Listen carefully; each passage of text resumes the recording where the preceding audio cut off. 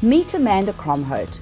She was awarded Best Loyalty Professional in 2024 and International Loyalty Personality in 2023. She is the founder of Blind Loyalty Trust, a loyalty awards judge, the author of Blind Loyalty, and the CEO of a leading global loyalty consultancy called Truth. How are loyalty and purpose connected? Especially in markets like South Africa, where trust and relationships do matter. If a program has a purely transactional approach to their loyalty program, there's not really much depth to the purpose other than can it drive more sales? And maybe that is the purpose of the program. It just needs to drive more sales and everyone's happy and the customer gets a bonus set of points or whatever. So I'm not saying that is not a good thing. I'm saying that that's the basics, and most programs were born on that premise of let's try and change behavior to drive incremental results, and those results can be like 4 to 6% incrementality, whatever the company's directive is. But the real difference comes when there's more depth than just a transactional loyalty exchange. Whether it's in South Africa or globally, we see some phenomenal programs that really start to build the emotional connection using non-transactional relationships, using emotional connections, or building communities. We've got fantastic examples globally with Sephora, for example, where they've got hundreds of communities. It's such a well-celebrated program, but for a good reason. So their communities are driving that sense of belonging. Nike, Cannon Club, all give a sense of belonging. North Face, taking their best customers out to test and trial merchandise whilst making their best customers feel loved. There are so many different examples of really good programs that are way beyond just the transaction, creating that connection. Welcome to the Purpose-Led CEO podcast. Hi, I'm Debbie. I host a short-form interview series where we spotlight global leaders who are building thriving, purpose-driven companies. And in just 10 minutes, we'll uncover powerful insights from our guests' leadership journey, something that inspires their team and delivers real results. Let's dive in. Welcome today to Amanda Cromhout from South Africa, from Truth Loyalty. Amanda is CEO and founder of Truth Loyalty, author of Blind Loyalty, and also founder of the Blind Loyalty Trust. Welcome, Amanda. And what drew me to you and to Amanda's is her passion. So your passion and excellence for the customer and everything loyalty. So we're diving into what it really means to lead with purpose today. Looking at the wins, the challenges, and the lessons that you've learned along the way. Should we dive right in? And I'd like to just introduce you and welcome to Amanda Cromhout. Thank you, Debbie. Lovely. It's great to connect with you. We met many years ago, and it's good to connect with you again. So thank you for the invitation. Oh, wonderful. Thank you. Lovely to have you on. Amanda, can you share your personal journey that led you into loyalty? I mean, way back when. And I mean, you've been CEO and founder of Truth Loyalty for over 19 plus years. But if you can just share your personal journey with the audience, that would be wonderful. And what makes you so passionate about loyalty? Thanks. Well, Debbie, it started right straight into my first job. So I left university, went straight into a graduate trainee sort of marketing excellence job with British Airways, and I was with them for 11 years, and every single thing I touched there was to do with the executive club. So frequent flyer programs, loyalty just landed at the heart of everything I did. It was a phenomenal brand to work with as a youngster straight out of university. And one of the two kind of roles that really cemented loyalty into my veins, if that makes sense, was I was project director for One World when we pulled together the founding 5 airlines of the alliance, and we wrote this document called the Delivery Requirements Document. It was like a BRD but on steroids, but for every aspect of the airline. But it was so dominated by the frequent flyer program, the interlining relationships all around the FFP. So I think there I got into the detail, the tech side, the commercial side, not just the marketing side. And then at British Airways, I was also the area marketing manager for Africa, Middle East, and India, where yes, of course, we had above the line brand work to do, but we very much focused through the FFP. And then I left British Airways when I migrated to South Africa, and I worked for a very pioneering brand here in South Africa, Woolworths, which is like the equivalent of a Marks and Spencer's, that the global audience may understand better. So Woolworths is a premium retailer, and I headed up their customer division, which had loyalty, CRM, financial services, marketing, customer centricity, data analytics, research. Right. And actually, it was in that role that I realized that the whole market of South Africa was really starting this wave of evolution in the loyalty space. And I decided to quit corporate life, so to speak, and set up my own business, which is Truth. And from there, as you say, I've been at it quite a few years as an independent consultant with our business, Mm. Truth. And Truth has grown from just myself working as an individual consultant with organizations, big corporates here in South Africa or globally, into now a really phenomenal company that offers a lot more than just consultancy. And the passion comes from, I think the best way to describe it is I'm at the heart of an amazing market. So the South African market is very advanced, very mature, and it's Is. super to be able to work in that space because we're permanently on our toes to make sure we can Mm. continue to add value.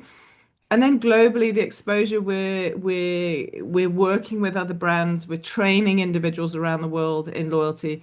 I find the community of loyalty professionals very, very special.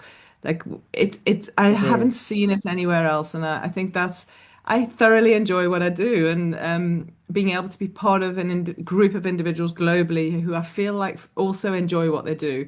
Um, and I have to say, the real passion has come in the last Mm. few years since I've been able to combine truth with, Right. I know, I think you want to talk to me about it later, but the Blind Loyalty Trust, where I've managed to combine the whole loyalty industry globally to support something just by doing things differently and thinking differently. We're changing people's lives. And that's such Mm. an amazing concept because I'm not asking people to put their hands in their pockets. I'm just asking Mm. us as a community globally to think differently whilst carrying on with your commercial world. I carry on with my commercial world. Truth is a commercial entity with Great. consultancy and training and conferences and so on. But we're doing things differently, and just by doing something differently, we're changing individuals' lives at scale. Yes, no, absolutely. Well, Amanda, thank you for that. And now that you've actually touched on blind loyalty, if you'd like to just give us some more information around that, and especially how you came about writing your book, and then also a little bit more about the trust. I think it's really important because that is, it's your passion project. What I think maybe if it started as a Mm. project, I don't know. But you are absolutely correct with the entire loyalty is just it's a very small community. And I mean, being in South Africa, as you're right, I mean, it's honestly first world with a lot of elements, and especially loyalty. I mean, I obviously come from South Africa, left there 8 years ago, and it absolutely is. And even then, and just the way it pivots, and it's very agile, the programs over there. So Yeah. sorry, just Yeah. back to blind loyalty, and then a little bit more about the trust. We'd love to hear about that. So the story about the book is actually quite a funny story, the book on my Okay. shoulder. For years I've been wanting to write a book about loyalty, but honestly, every year when my team said, "So how's the book coming along?" And it Yes, wasn't. yes. Um, I used to say to them, I can't find the right angle. I can't find how I want to get this across. And I also used to say things like, I don't know how many books on loyalty I want to read, so why would someone want to read a book that I'm going to write on loyalty? So, I mean, that Hmm. might sound a bit strange being the author of a book, but so so that is the sort of the backstory of why it didn't come out earlier. And then, as many of you know, I was very unfortunate to be hit by a rare fungal disease in my eye that left me blind for a long time, blind, temporarily blind in my right eye. So I was able to see in my left eye, but the patch on the front cover of the book wasn't a marketing gig. I had to wear that so I could see through the good eye. Ah, So a lot of people okay. think it was a marketing gig, but it was real. I Mm. was very much blind in one eye for over 18 months after serious pain and very, very ill with Goodness, it. Amanda. So I was probably I saw my surgeon actually very recently, and he said to me, Amanda, did you remember you were like days away from a glass eye? Like we were ready to just pull the plug on this. You were in Mm. such a bad shape. So I had several eye transplants, corneal transplants, and other operations, and I've come through, and it just proves that blindness is reversible. And what came out of that is I realized that I can now see, not that well in my right eye, but I can now see very simply because I had an exceptional world-class surgeon and Right. access to hospital care and insurance. And not everyone's in that privileged position. So No, I'm not, no. and particularly here in South Africa, we see a great financial divide. So I Correct. realized that being blind is extremely difficult, emotionally, physically. The whole story is very, very hard. And actually, about 80% or more blindness is reversible. So Goodness, 80% that's is high. vision.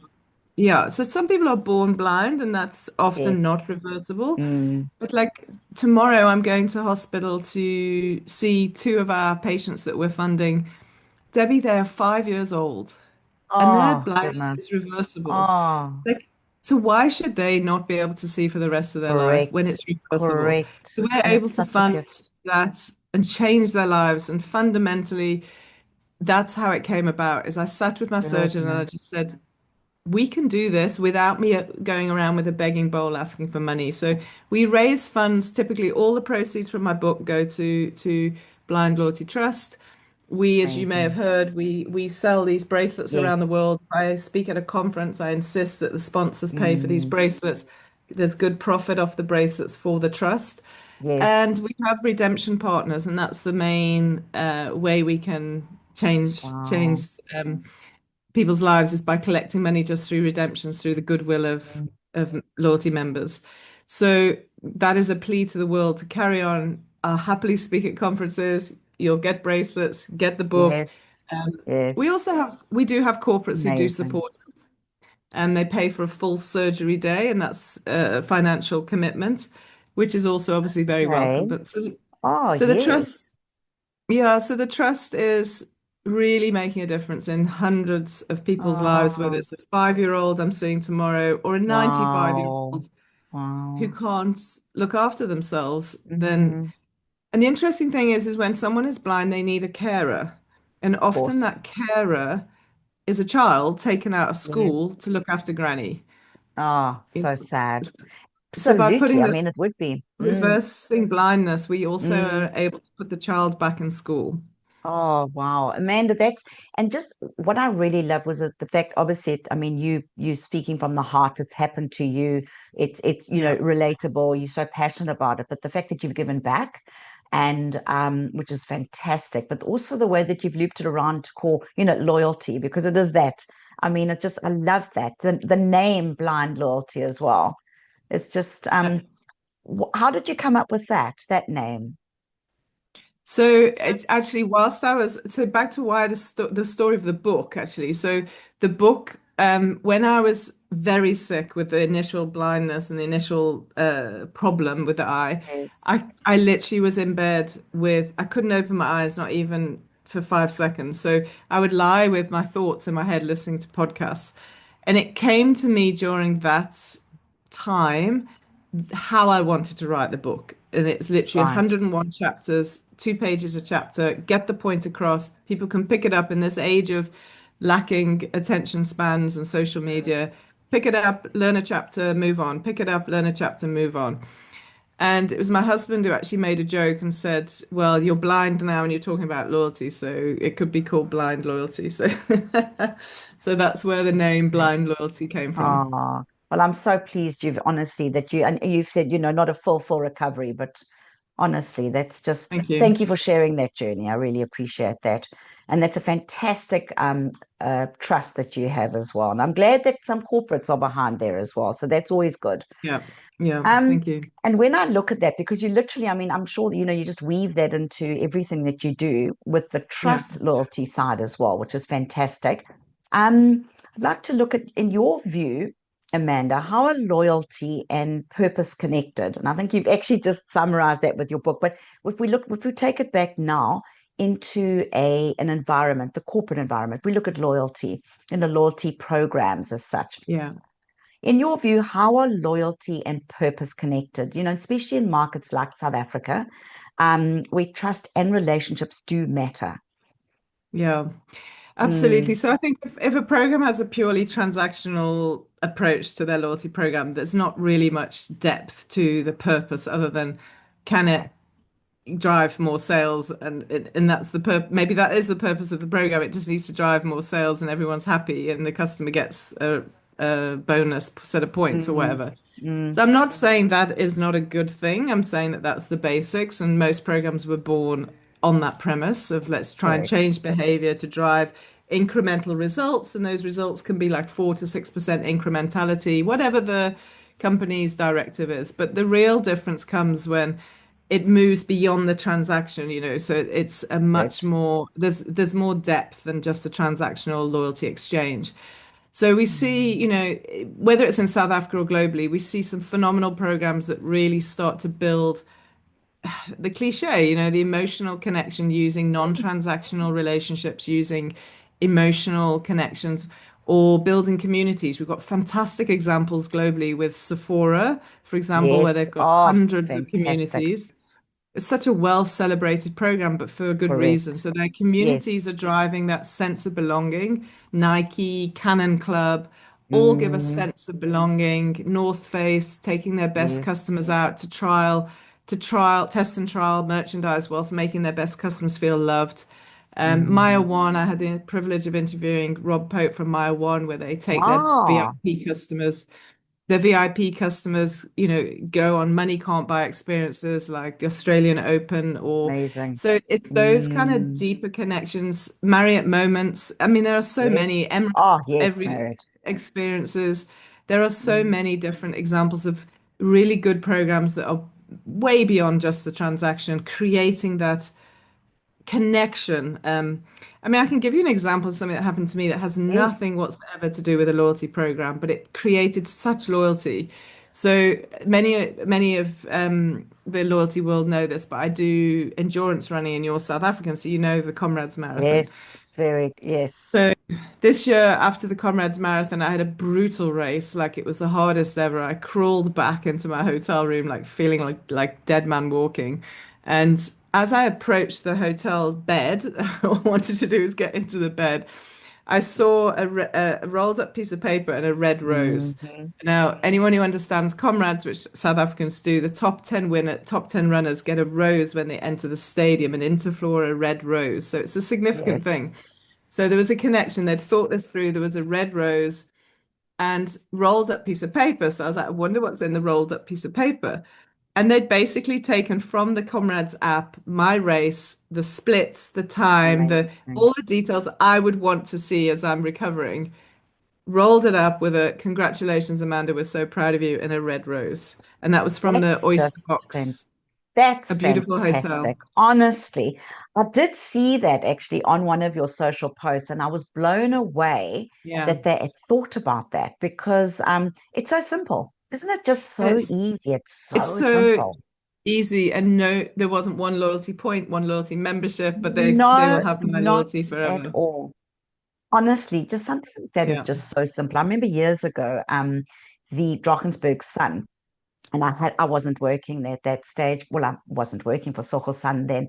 Um, and my daughter was vegan at that stage. And when we made the booking online, within 5 minutes, the hotel booking, the chef literally phoned me and said, when you arrive, we will sit down and give you a proper menu for your daughter. Couldn't believe it. Arrived at the hotel, let's just say 2 weeks later, and they'd gone right down to putting soy milk in the hotel fridge. And again, I still talk about it years later. It must have been yeah, about yeah, yeah. 15 years ago, but I still talk about it because it was those moments, those special moments. And Mm. no, that's fantastic. So good on the Oyster Box for doing that. Very good. Yeah, so Red For you. Carnation Hotels, which is a global brand, Amazing. and they're local. It's a wonderful hotel anyway. It's a beautiful hotel Yes. anyway, Oh, but wonderful. No, a absolutely. And special here we're touch. talking about it again. So, yeah, and as you Yeah. say, not even part of a loyalty program. Um, Amanda, just quickly touching on team and culture, and from your experience, um, how can leaders embed loyalty into the culture of an organization? Because it's so important. I've worked with so many people, and it starts from the inside out. But so many Yeah. people only look at the experience of the customer. They don't look at the internal, the employee experience. So, how do you think leaders should embed loyalty within an organization? So we do a lot of work in this space. It's something I'm really, really passionate about. In fact, when we do an audit on a program, one of the key sort of audit assessments is it loved by your people? And if your staff or your partner staff don't even understand anything about the loyalty program, then it's not going to be successful. We've seen it. We've seen where brands have invested in their people and where brands haven't, and you see the results. So Mm, positively or negatively. So where I've really seen amazing impact. So it's a change management journey at the end of the day. So absolutely. loyalty typically sits plus or minus in a marketing division. IT gets affected, and then the operations guys have to implement it, and they get grumpy about it, maybe because it's adding to friction, or if it's a franchise business, as Correct. many of the franchise businesses, which many of the restaurants or fuel forecourts are, it's incredibly difficult to embed a loyalty program and get buy-in because it's hitting the bottom line. If you can't prove the incrementality and prove that customers are coming back. So we've done a lot of work with in the fuel and restaurant business, and both I see ironically how different they are, but they're so similar in the structure with the dealerships and the franchisees.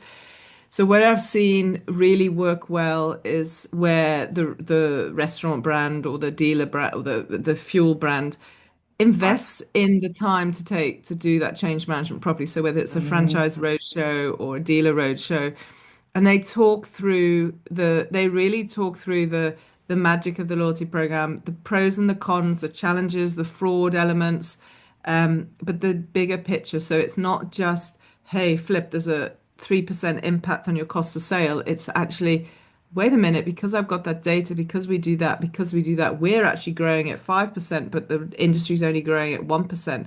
Wow, correct. okay, is that measurable? Is that because of the loyalty program? So that's really very, very important. And Mm, even if it's not a franchise structure, even if it's a corporate structure, a lot of my time in the Woolworths environment when I was at South Africa, Woolworths South Africa in the retail world, right. was spent doing change management, talking to the store managers, Mm, showing them their data, showing them their top customers, explaining why kids wear was over indexing here or a particular mm, category in food is over indexing for your most profitable customers. And those sound bites and those nuggets really bring it to life. So I saw recently as well. So that's kind of a lot of the work that we get involved in. But Emirates, let's take Emirates yeah. Skywards. So they've just celebrated their 25th anniversary of the phenomenal Skywards Mhm. brand. It's an award-winning global loyalty FFP. And they invited me actually to they had I think they have an annual Skywards conference. So they invited me this year to be a keynote at their event. How many brands do Cool. that? They get around the world, they get all the individuals who are involved in Skywards in a room together to hear from the Fantastic. leader. So Dr. Mm, Najib Ben Kader gave a real high level view of commercially we're changing Emirates business through Skywards because of ABC, and you are the team driving that. These are the changes that are coming. And then I had the amazing. opportunity to do a keynote around future trends and opportunities, and that's what it takes. That's change management, Yes, and that's yes. what it takes to create a phenomenal global or local success and loyalty. It is fantastic because honestly, I've seen so often people put so much money behind a CRM solution, but they Yeah, forget the change management and just the buy-in from the staff. And then yeah. you've wasted so much. So I really thank you for going through that. No, good on Sky Rewards. Um, Amanda, we're almost coming to an end now, and I just wanted to ask you, if we look at beyond points, if we look at building loyalty through purpose-led leadership, I know we've touched on that briefly, but many leaders see growth as purely commercial. What's your perspective between the link between purpose and loyalty growth drivers? I know you've touched on it, and if you're happy that you've touched on it enough, actually, because you've actually just gone through, you've just given an example of Sky Rewards, but is there anything else that you can add to that? Because the number of times I've seen within businesses, marketing or the CRM or the loyalty managers had to actually talk about ROI to a business.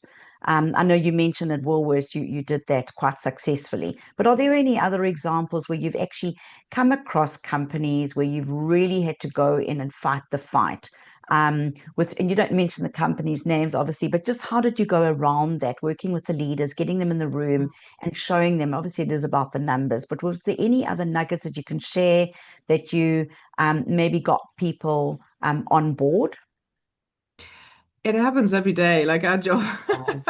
our job is to Does. do that every day, unfortunately, Yeah. fortunately or unfortunately. So Mm, whether you're dealing with a global brand or a local, smaller brand, there's always going to be this sharp, acute focus on return on investment and is it going to change yes, behavior? And rightly so, right? I'm not trying to be a absolutely. pie in the sky kind of thinker. It's got to be a balance between commercial and customer experience. Yes. So, but the customer experience only comes if you do more than transactional. So, trying to talk to the CFO about beyond transactional when it's soft and fluffy and experience, like the Oyster box Yes. Rose plus, how do you put a price tag on that? So at the end of the day, you've got to balance the two, and that's very much what we do for our clients is we create a program structure that's based off a strategy. It's not based off a tech platform. It's not based off a whim. It's based off a well thought through strategy against pillars of is it driving how's it going to drive incremental business? Is that a frequency play or a transaction size Yes. play? Is it driving? Is it collecting data? And if so, what do you need to do with that data to give a better experience? So take the Mm, Oyster box. They collected data even without a loyalty program by just obviously the date I was staying there was a giveaway that it was comrades, yes. but they asked the right Yes. question. They were asking probing, uninvasive, psychographic questions around, so why are you in Durban? What's the story? And they collected it and did something with it. So it doesn't have to Mm, be this big complicated tech. It can sometimes just be your frontline staff collecting the data. And obviously absolutely. now with AI enabled systems behind the front line, I've just listened to a phenomenal Hmm. podcast Oh, about hotel loyalty from Loyalty yeah. Wired. And it was Right. talking about all of that around, obviously it's gone beyond points and upgrades, and it's all about the experience in the properties. It's all about Correct. the Oh, simple that's touches of, fantastic. It is. Mm. the simple touches, and I always joke about this, is like if I go into a hotel room and they filled the mini bar with Diet Coke and water instead of all the whiskeys and Yes, normal yes. drinks, then they understand me. If I've been there Right. before, they understand me, they've got what I need. Mm. Mm. So, so basically, I'm not answering your question directly, but it's a No. combination of transactional and non-transactional, but Yes. balanced commercial and customer needs. I was with a company this week actually, designing in the first stages of helping them with their strategy. And the CFO was in the room, and I could tell at the start he was a little bit skeptical. And I kind of just Mm. landed a number with him, and he was like, "How does that work?" And I said to him, "Okay, we can either do it bottom up or top down. So if we've signed NDAs, give me your annual turnover. What's your profit margin?" We literally on the back, it's a great British expression, back of a fag packet, back of a Yes, cigarette packet exactly. Yes, yes. or on a whiteboard. We literally Yes. went through his numbers. We added some incrementality, and I said to him, "Could you get this much growth by doing anything else?" And he just looked at me and he went, "But is that a proven number?" And I said, "This is a very standard number. I don't see a good executed program not being able to deliver this level of incrementality. We see it through the results that we collect through the South Africa and African Loyalty Awards. I'm part of forums that see these kind of results." And it was really a light bulb moment. The minute he got the fact that, okay, we can do all this extra stuff and not just transactional and still get this bottom line number, he was like, okay, I'm in. I'm in. Let's make it great for the customer now. He kind of got over the commercial debate and wanted to focus on the Fantastic. customer. That's fantastic. Well done. Yeah, because it But is that's it where is a daily task to that's try and, where get them over we the line. Yeah. yeah, so we're very commercial, but Yes, very focused around making sure it's got to be a customer-led environment, customer-led of program. course. No, of course. Oh, amazing. I honestly wish we could speak for longer, but I'm trying to keep this. I said it would be a short, sharp interview, and I really appreciate it. And thank you, Amanda, for sharing your insights and Pleasure. just your story as well, and your story behind Blind Loyalty and the Blind Loyalty Trust. So thank you for that. I really appreciate that. And it's been a privilege to hear from you. And if you would like to follow Amanda, please visit LinkedIn or visit her on truth.co.za. If you enjoyed this conversation, follow along for more short, sharp interviews with inspiring leaders who are changing the way business is done. And if you would like my help in turning customer engagement into lasting growth, DM Growth on Instagram or visit the link in the bio.